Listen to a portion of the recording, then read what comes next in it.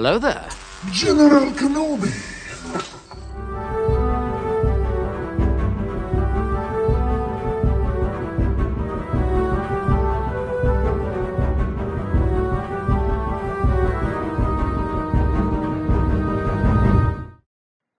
Yo, what is up guys, this is Tyrannic Swan here, and welcome to another game review. This time I'm reviewing Star Wars Battlefront 2, the original one, the sequel to Pandemic Games' first Battlefront game, and once again, this is going to be another nostalgic trip for me. Now, in this Battlefront game, we actually get a proper campaign of sorts. We see the development of the clone 501st Legion as they battle throughout the Clone Wars, all the way starting out on the Battle of Geonosis, and as we see them destroy the Jedi Order and see them rise up in the Empire and become Vader's fist, all the way up to the events of Episode 5 during the Battle of Hoth. And honestly, this campaign was pretty interesting. At the beginning and end of each mission, you get a narration by one of the members of the 501st Legion who tells you pretty much what happened and how the troopers felt in these battles, and honestly, the details were pretty interesting. I like it how it tells you how the clones felt and everything, and it just shows that they were just human beings of sorts. Like, even though they were clones, they were still human beings and they still had feelings, and some of the battles were really terrible, especially on Felucia, where they had to go up against giant monsters and everything. So obviously the clones did have a word when it came to how they feel about the battles themselves. Not only that, I just really like how things went. Like, you go through the ending stages of the Clone Wars as you do certain missions which will help create the development of the Death Star and the fall of the Jedi Order, and then you become Vader's fist as the Empire has now taken control of the galaxy, and there's even some stuff in between Episode 3 and 4 that give you some nice details about what happened in between them. Like, there's some battles where you go to Mustafar to take out the Genosian leader. That was actually pretty interesting, and I like that. And you even take out some surviving Jedi members on Naboo, and that's when you take over that planet. There's a lot of details and battles in between Episode 3 and 4 that actually seemed very neat to have added to the story and the campaign and everything, and to the Star Wars lore.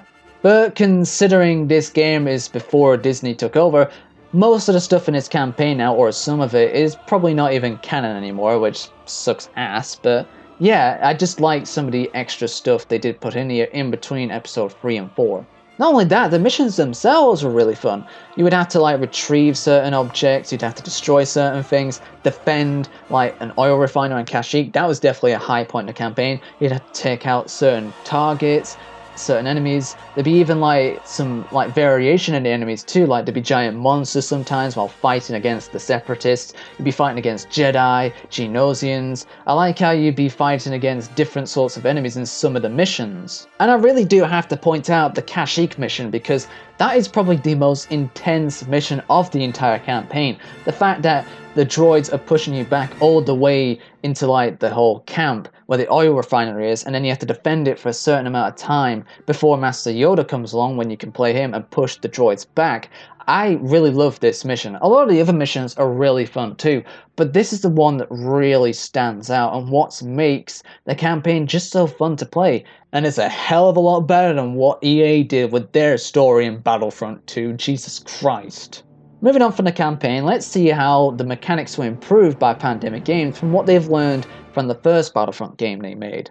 Now, they have added in another class, so now they've upped the classes from 5 to 6 now. So you have your normal infantry, rocket launcher, engineer, sniper, and one special class, but now you have another special class who both of these have their own unique abilities and can do their own thing on the battlefields. For example, in the first game, you'd have Wookiees for the Rebels, Droidekas for the CIS, Jet Troopers for the Clones, and Dark Troopers for the Empire. You still have these guys in this game, but now they have some new additional members. The Rebels have the Boffin Spies, who can be little pieces of shit with their regenerative shields and their absolutely insane cloud gun, or whatever the hell that thing is. The CIS have the Magna Guards, which have this rocket launcher rifle, which is kind of strange to think of. You'd think they'd have the staff, but obviously they'd want to make sure that the game would be balanced and that they wouldn't be overpowered. The Empire now has Imperial officers, which isn't really exactly that interesting. That's probably the most dull one, but at least the clones have the clone commando who will just absolutely rip ass with his minigun. And yeah, I like a lot of these new special classes. Apart from the Imperial Officer, he's not very interesting, but they did very well at making these classes implemented into the game and balancing them out. Now, aside from each of the classes having their own unique weapons and abilities, which all work very nice and well, there is a few new different things, especially when it comes to the abilities. Not only do the players drop back to tanks and ammunition packs when they die, there's even little rewards and other things that can be dropped. If you get to a high enough amount of kills, you do get certain rewards like more powerful rifles or even damage boosts. You even see like damage boosts and endurance boosts on the ground when players die. It gives the players a bit more to like have on them, makes them more stronger, a bit more tougher to take down. And I like how the game does reward you for having a good performance. That's very nice to see. And this does add some nice variation to the outcome of the matches.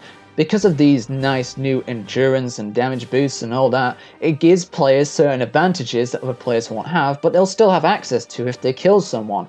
So pretty much anyone can get these boosts no matter what, but it can make for some interesting outcomes in these battles.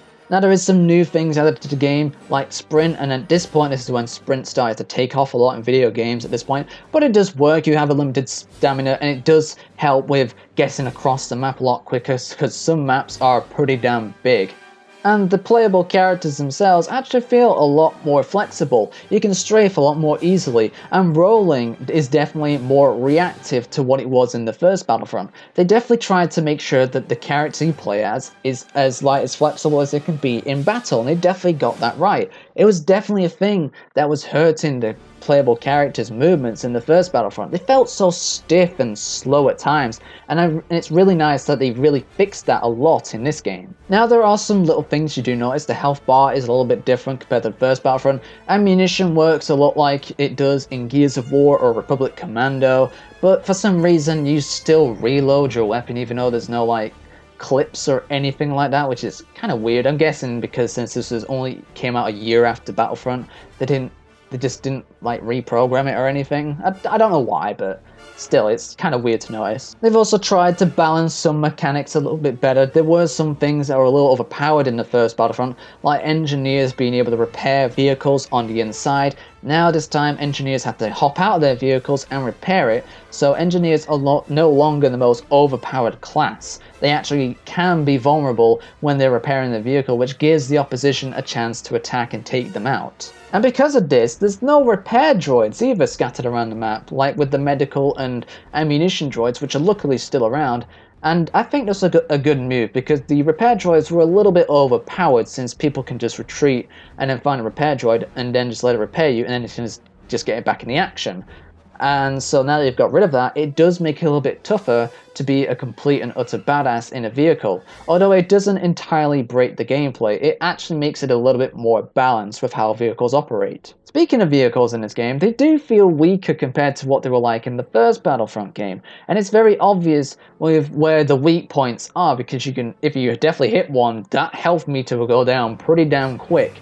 And so it's a lot tougher to like get good kill streaks in vehicles since they're a bit more weaker, especially since rocket launchers and grenades are a lot more effective in this game, especially if you get damage boosts and stuff like that.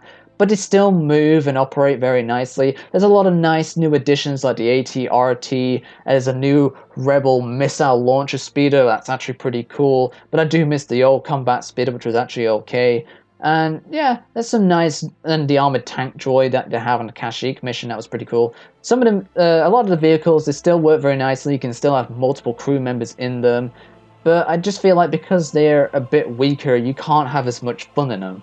And now, in this game, you can also play as hero or villain characters, like major characters like Obi-Wan or Anakin Skywalker, Luke Skywalker, Darth Vader, General Grievous, and a whole bunch of others that can actually be played in this game, and it's actually really fun how well they've managed to balance the lightsaber wielders with the blaster wielders. Like, you can actually kick ass as Han Solo, pretty much going around blasting everyone with his, like, you know, his overpowered blaster, and actually kicking some ass. And then, obviously, the lightsaber wielders, all are powerful in their own way. Each of these characters have their own special abilities. Some are a bit samey, like a lot have the lightsaber throw, the electricity, the force push, but the blaster wielders are the ones who have a bit more variety to their special equipment.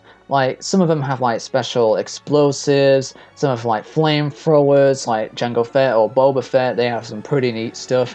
But I really do like how each hero character and villain character feels different, and there's even some characters that aren't very well known, like Alea Sakura or Ki-Adi-Mundi, who are mainly in this game because of like story plot points, because of the locations you go to, like Maikito and Felucia. But it's nice enough to still see characters like this in this game, whereas both of the Battlefronts didn't even put in characters that we barely even know. I mean, probably in DLC, but not when they launched. And I really do like how some hero characters have like endurance boosts as well, like they can give out to other players. Like General Grievous has this damage boost, and Princess Leia has these deployable shields that she can give to other players. And I just like how each character has like an advantage over another, but it just all mixes in so nicely. And I also like the fact that the lightsaber wielders can actually block other lightsaber attacks, which, how a game like this, that's like 13, 14 years old now, and freaking EA and DICE can't even figure out how to do that in a game that came out like literally less than a year ago. And the last thing I want to say about the hero characters is that they actually have something a little bit different when it comes to the health system. They actually have like this sort of retracting lightsaber that sort of goes down more and more the longer you're alive, unless you get kills, which then refills your health meter. So pretty much the best way to take out hero characters is just literally just blast them to pieces and you're good. But if you're all grouped together, then you're pretty much asking to be killed, because you're just going to end up giving the dude some more life to their health bar.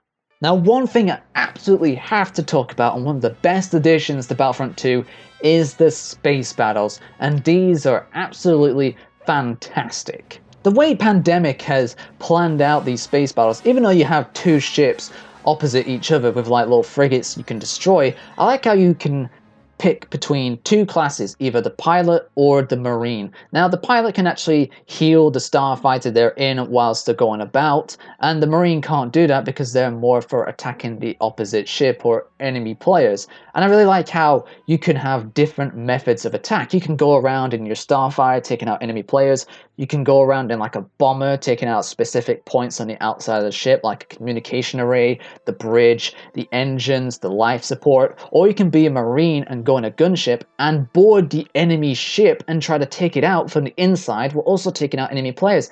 There's so much you can do in the space battles, and that's what I fucking love about them. The controls, too, are so nice. The fighters just go around oh so nicely, evading and all that sort of stuff. Just like the different sort of attacks you can do, like the normal blaster fire, the lock-on with your proton torpedoes, and the amount of dogfights you can have. The space battles are just wonderfully done. And I know EA in Battlefront 2, their Battlefront 2, they did get that thing right at least. But I feel like the space battles in this game, at least you can do so much in them. There's multiple ways of just going about it. Whereas in EA's Battlefront 2, you could just do one or a couple of things and that's it. You can't even exit the vehicle, so all you can do is just go around flying. Whereas in this, there's just so much to do, and I love it. Now, moving on to the other game modes. Aside from the campaign, we also have two other modes that we saw before in the first Battlefront, and that is Galactic Conquest and Instant Action. Now let's start off with Galactic Conquest. This has been hugely expanded upon from the first Battlefront. In the first Battlefront, you just hop to planet, having a few bonuses with you, and that would be it. You'd have a few battles and you'd take control of the galaxy.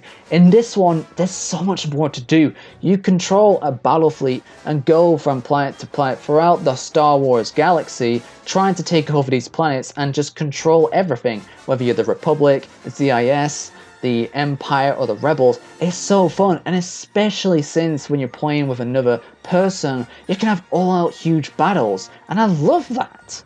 You can actually control where you want to go. You can go from this planet, or you can go to this planet. And yeah, I love that. And the fact that you can even earn points from winning battles that you can use to buy classes or bonuses like extra reinforcements, extra armor, hero characters, sentinel turrets when you capture command post, extra like extra back to tanks or something like that. You can even like have more enhanced rifles, or you can sabotage enemy vehicles. I love this sort of stuff. This is what makes Galactic Conquest such a beloved game mode, and why people have been so ferociously asking for it since EA announced the Battlefront games that they were making them, because this is such a brilliant game mode that it just feels wrong not to have it.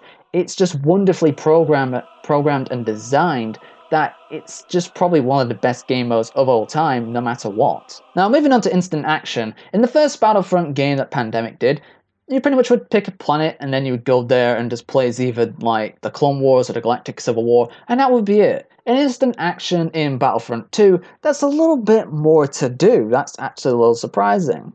To select from, you'd have the normal game mode, which is Conquest, where pretty much two teams go at it against each other. You'd have 1 to 2 flag CTFs, which is like your usual capture the flag modes. And you'd also have the Hunt game mode, probably one of the most interesting game modes introduced to Battlefront 2 alongside the space battles. In the Hunt game mode, you'd be able to play as like other characters or animals or species from the Star Wars universe, like the Ewoks, the Gungans, the big giant Wampa monsters, or even Genosians, and you'd have like other sort of enemies going up against each other. Like you'd have Tusken Raiders versus Jawas, or Genosians versus Clone Troopers, or Gungans versus Super Battle Droids. These were really fun. There's so much you could do in these. I mean, yeah, they're only on specific maps, but just the amount of fun you could have, like going up against these like new sort of enemies that have their own unique abilities and like stuff like that, and weapons, it's tons of fun.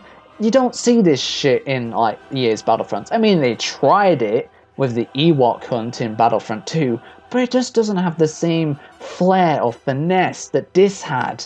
Hell, you could even like have heroes versus villains. Like you could play as all the heroes and all the villains going up against each other, but sadly it was only on one map, and that was Mos Eisley.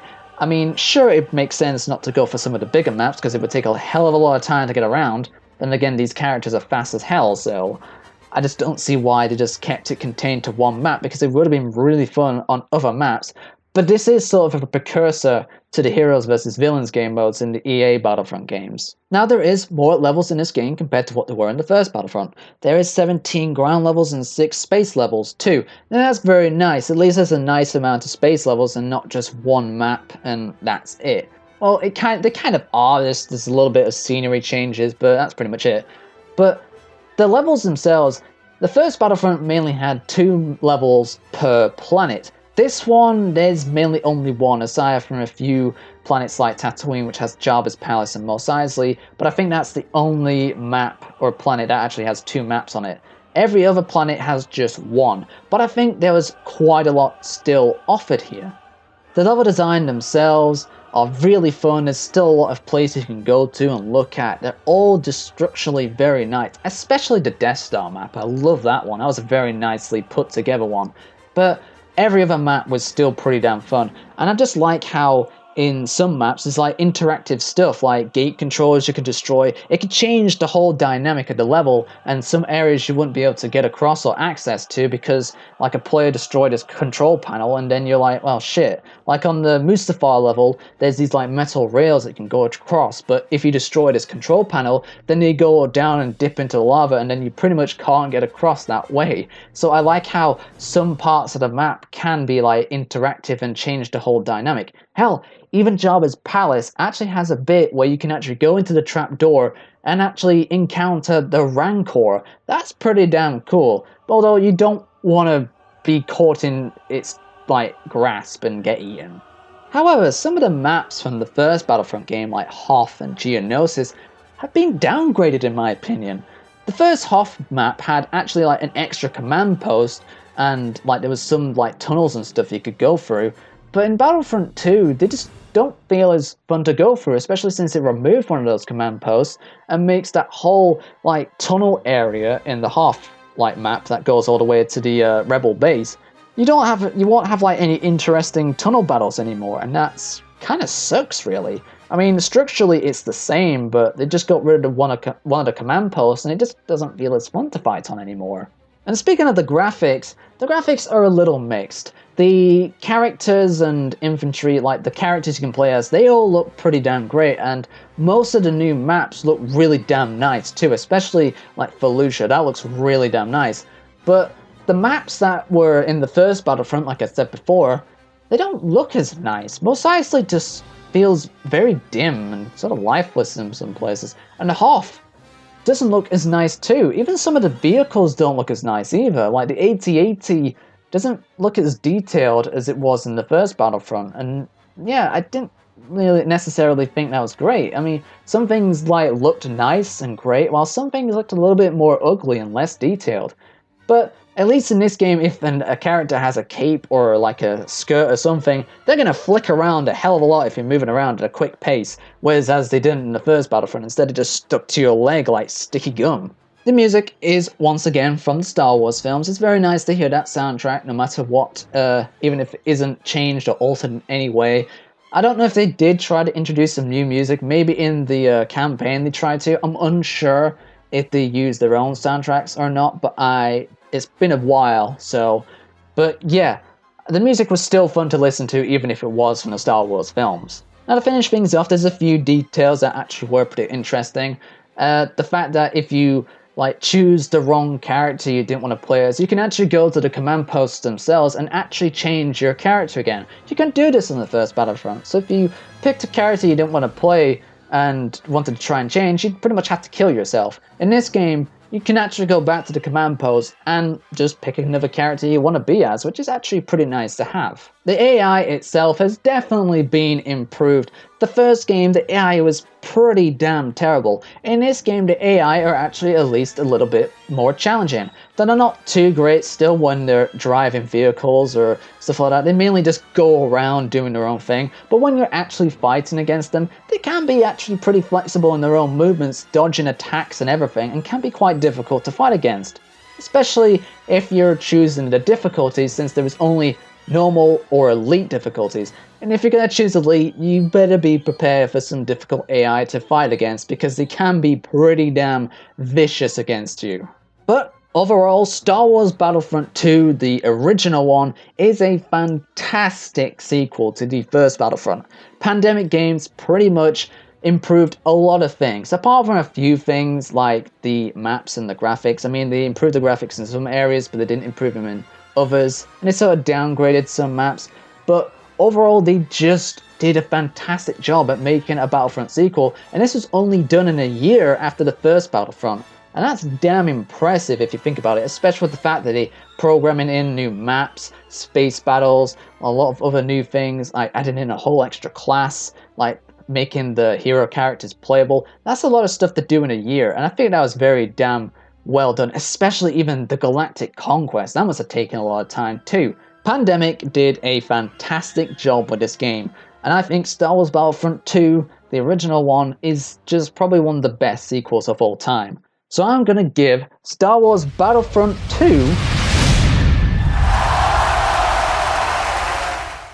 The first two Battlefront games are definitely something EA and DICE need to look into if they want to make an actual good Battlefront game, instead of just fucking it up with their own greedy mechanics.